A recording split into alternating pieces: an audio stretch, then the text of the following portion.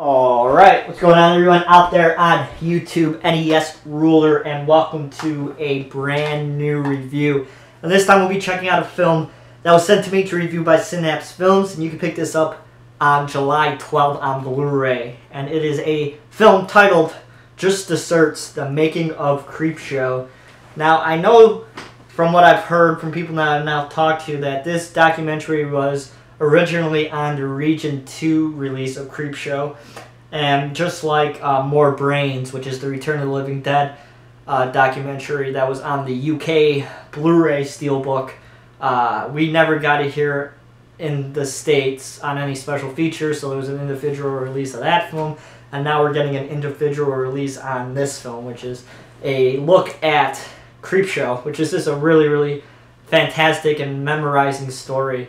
And I really, really enjoyed this documentary. There's a whole bunch of really, really great B-roll and things like that, but I'll get into that in a little bit. So basically, Creepshow came to be that George Romero and Stephen King got together one day, and they wanted to make The Stand, actually, but they couldn't really get enough money to make that film because it's such an epic piece, and it would have to be a theatrical movie because the miniseries wasn't really a big deal at the time. So they got together to make The Stand.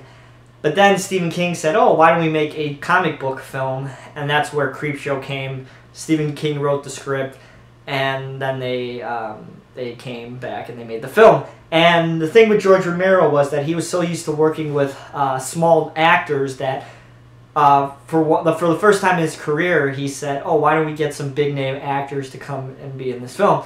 And that's where you get, Tom Atkins and, Ed Harris and Leslie Nielsen, a whole bunch of really, famous actors to come work on this Romero film. And it's just a really, really interesting story to hear how they got these actors and how they acted on the set, and their contribution to a horror film that, most wouldn't see big-name actors in at the time. It wasn't really a thing to have big-name actors into horror films.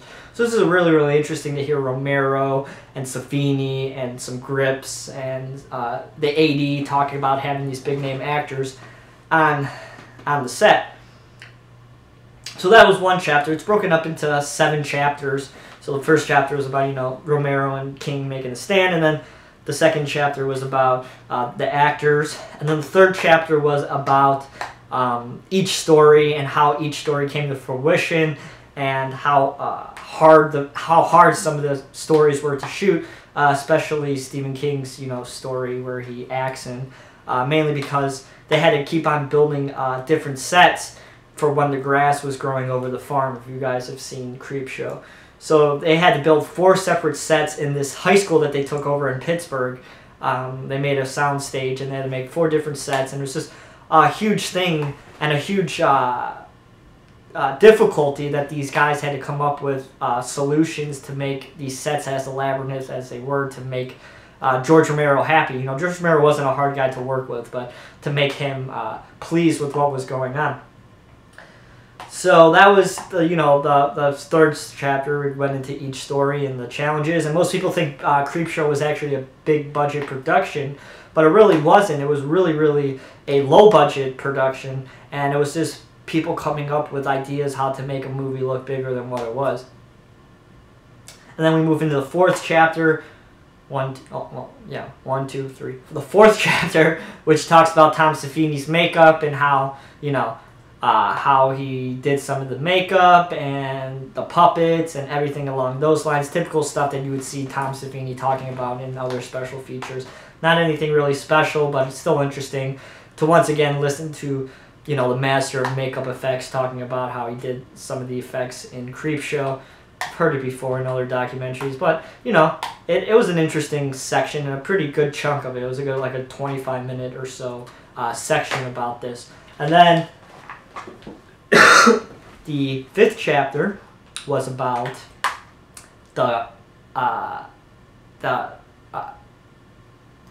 cockroaches that they had to bring in for the last story. I can't remember the name of the last story, but the story with the guy in his apartment. Well, technically his apartment, he goes crazy and cockroaches come from everywhere, and how they actually had to get the cockroaches, how they found the cockroaches. They had to go overseas. These two guys, these cockroach wranglers, had to go overseas, bring back a whole bunch of cockroaches, and then just funny stories about cockroaches escaping and unloading a whole bunch of different cockroaches and finding them, 25 years later, and set pieces that people still have and things like that. That was definitely my favorite part of the documentary. It was really, really entertaining and really funny to listen to how big of a pain in the ass it was dealing with these cockroaches and how they pretty much ruined the movie, sort of. It was really, really entertaining and definitely my favorite part of the documentary. I really, really enjoyed it.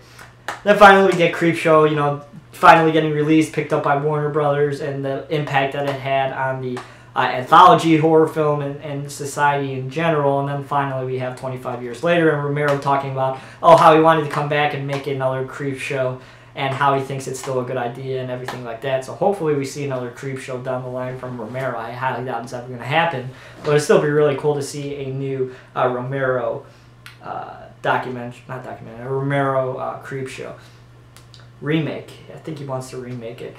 But overall, this is a really, really fascinating documentary into the insight of Creepshow. There's been a whole bunch of these horror documentaries that have come out over the past few years focusing on single films or single franchises, Never Sleep Again and Crystal Lake Memories and More Brains, and we have Just the Search now, and then there's one coming out on Fright Night, and there's one that's coming out on Hellraiser, and there's a whole bunch of these individual fan documentaries that are coming out. And I really, really have been enjoying watching them. If you guys know me, besides horror films, I absolutely adore documentaries. I watch them quite often, not even if they have anything to do with horror films. I just love learning about stuff, and I watch anything about that has to do with a documentary. So I'm happy to see that the horror genre is starting to pick up with these individual documentaries, and this one is definitely a plus. Now, I know you guys are probably wondering, if you guys live in the UK, if you guys should grab this, or if you own the Region 2 Blu-ray or DVD of Creepshow. Is this worth picking up just for the special features? And I say yes. There's a boatload of special features on here. I'll read it right now. We got an auto commentary with the director and the editor, and then we have some more commentaries with some of the actors and prop masters and makeup assistants.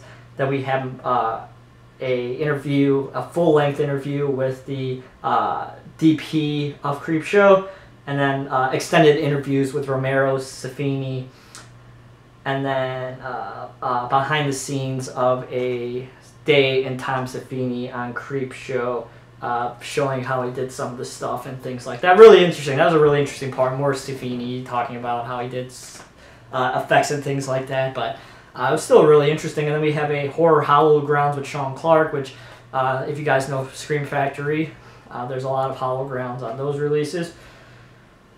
And then we have more interviews with Safini and things like that. So a whole bunch of other special features on here that you can't get on the Region 2 release, if I'm corrected. So basically on that, I think it's just worth it because there's a boatload of features on here. And it's really, really worth it just for the documentary itself if you guys live in Region 1 and you've never had a chance to do it. And of course, Synapse is a fantastic release from Synapse, like always. There's the disc, but the picture quality looks good, everything like that. And I give kudos for Synapse for picking this up and releasing it. I really, really, really, really did enjoy it. Not as good as, the Friday the 13th and Nightmare on Elm Street documentaries, but it's still a really, really fantastic film, and I highly recommend you guys pick this up on July 12th when it comes out. So that is my review of Just the Search, the Making of Creepshow. If you guys like this review, please give it a thumbs up, and as always, you can follow me on Twitter at twitter.com/NESRuler22. I hope everybody's doing well, and I'll talk to you guys soon with a DVD and Blu-ray update or another review. I'll talk to you guys soon. See you guys.